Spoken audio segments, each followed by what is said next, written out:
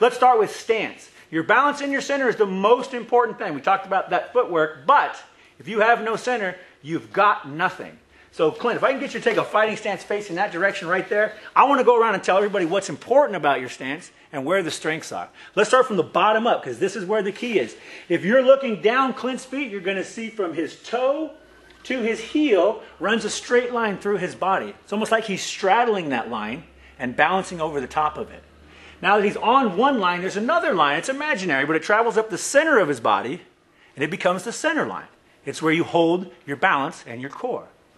If I go back to the feet again, you're going to notice on his rear leg, the foot's up just a little bit. It's like a sprinter stance. It's up, and it's ready to roll. Now finally moving to the hands here. Hands are always up, elbows in, and I like to keep that jab hand out and protect myself. The last little bit is chin down, means you're not going to get hit on the button and put to sleep. All right, we got you centered, we got you in your stance. Remember, it feels like you're surfing. If you're not from California, it's going to be hard to understand. Go to Hawaii, go on a vacation, learn to surf. It's the same balance and center as when you're striking. That's a good fighting stance. Now, the general concept of striking is going to be your clock theory. Now, stick with me on this. It's a little heavy. There's a giant clock in the sky, and your opponent's always at 12 o'clock. Think about that. Clint, turn this way. I want to show them this clock. So if he's my opponent, he's never going to be anywhere but 12 o'clock. Can't let him go over to 2. Can't let him get over to 10.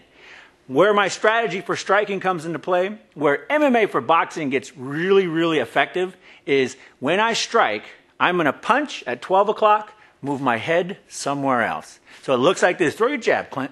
Punch forward, head moves out of the way. Very simple, very clean, and he's moving himself out of danger with every strike. So let's turn this way and do the exact same thing. We'll throw the jab. We're both going to punch at the same time. Look what happens when I use my clock and I move my head over here to 2 o'clock. I'm safe and I'm protected. Same thing with the right hand. If I throw power, if I move my head and throw the punch, I'm going to be in a perfect position every time. So think about it. There's a giant clock in the sky. Your partner, always at 12 o'clock.